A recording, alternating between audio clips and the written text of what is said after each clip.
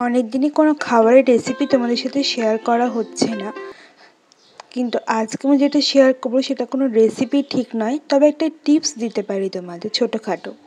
সিঙ্গারা ভালো করে বানানোর টিপস, মেন যে টিপসগুলো হয়।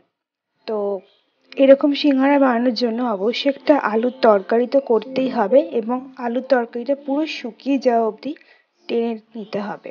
তারপর অবশ্যই ঠান্ডা করতে হবে।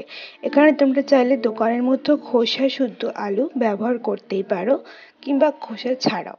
আমি এখানে আলু, টমেটো আর মটর দিয়ে একটা তরকারি বানিয়েছি। আর তারপরে সেটাকে ঠান্ডা হয়ে যাওয়ার পরে সিঙ্গারা খোলের মধ্যে ভরে দিয়ে ভালো করে র্যাপ করে নিয়েছি।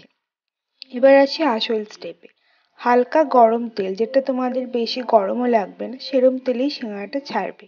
বেশি গরম তেলে দিলে কিন্তু সিঙ্গারা ভালো করে ভাজা হয় না, আর আস্তে আস্তে ভালো করে উল্টে পাল্টে ভেজে নিতে হবে। সিঙ্গারার রং একটু হালকা গোল্ডেন হয়ে গেলেই তুলে নিতে হবে। এর চেয়ে বেশি ভাজলে কিন্তু বেশি শক্ত হয়ে যেতে পারে। আর অবশ্যই সিঙ্গারাটা একটু ঠান্ডা হওয়ার পরেই খেও। তাহলে এই কটা টিপসই তোমাদের দিলাম, আর তুমি দেখো আমি ভাঙছি, তোমরা দেখতেই পাবে খুবই নরম হয়েছিল সিঙ্গারাটা, আর খেতেও খুব ভালো হয়েছিল।